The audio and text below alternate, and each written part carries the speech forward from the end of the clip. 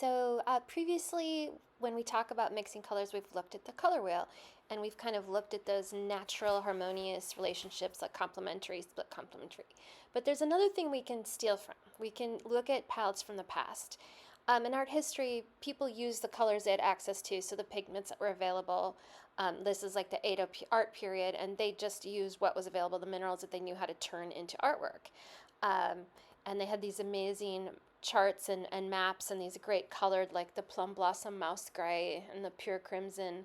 Um, that then, if we wanted to, we could look at the colors they used and do a palette based on that.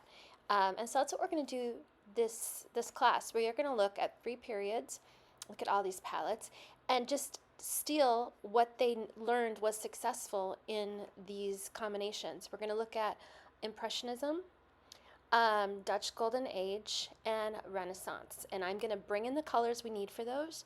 I'm gonna pre-make your palettes, and then we are gonna experiment. So what happens is, if we start with the palette that we know they used, um, just by virtue of playing with those colors, we kind of know they're gonna work well together. We're gonna be able to mix some amazing grays, some amazing blues, earth tones. And so if we take that airplane. If we take that Dutch palette, like I did here, you're just naturally going to kind of have harmonious things. Same with if we use the palette that Impressionist painters use. So let's look at what some of these colors are.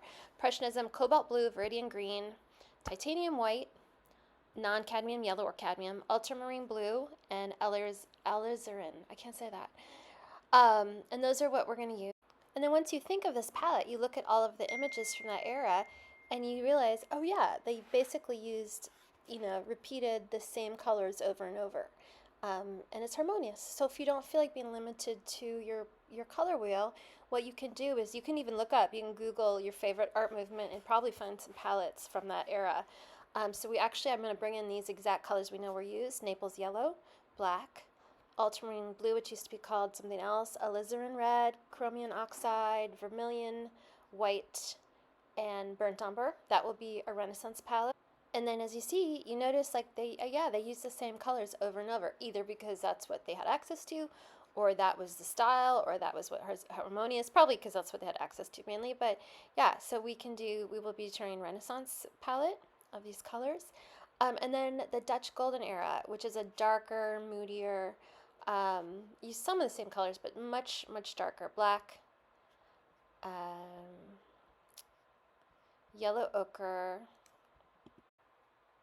raw umber, vermilion red, alizarin crimson, chromium oxide, and titanium white. You'll see some of these used again. But again, and then you'll see we use some darker browns, a lot more browns than in the other movements in here, and you see that in the mixing.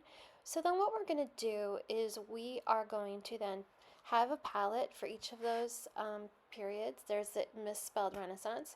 And then we're going to play with it. We are going to mix a lot of colors using that. And this is going to be no right or wrong. We're just going to be painting still lifes of my fake fruit. So it's a simple shapes. Really the focus will be how many amazing colors can I make, and then how will I use what I know about warm and cool and contrasting colors and all of that. How will I use these Renaissance, Dutch Golden Era, and Impressionism palettes to create something awesome? And so this is just me playing with what happens when I mix the vermilion with, actually I think that's alizarin, with the Naples yellow, and then you add some white to it. And I think by limiting you to the color wheel, I've kind of limited your idea of how vast your colors could be. As we were talking last week, some people only have red, yellow, and blue on their palette, and they build off of that.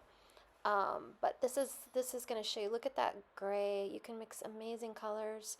So the goal tomorrow is to mix as many colors as you can, and then figure out how to use them in your painting in an interesting way.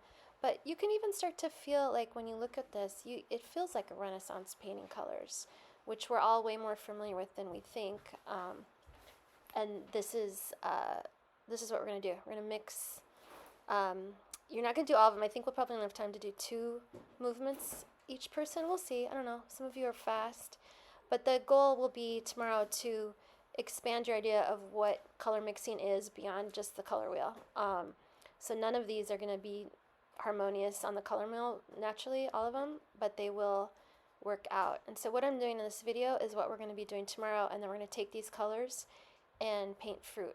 So obviously your fruit might be not related to the actual color of the fruit. So you might not have a yellow banana. You might have a purple banana and a mossy green background and a green cherry or whatever, and that's going to be awesome. I think that I have not done enough color mixing, and I thought this would be slightly more fun than doing the color swatches that we talked about. I think you should all do the color swatches at home, but this is, I think, an elevated version of that. Yeah, and so basically we're just going to be doing that all of tomorrow, and I think it's going to be really fun. So you don't even have to bring your paint, because I'm going to make your palettes for you. But bring brushes and yourselves. Okay, see you tomorrow. Bye.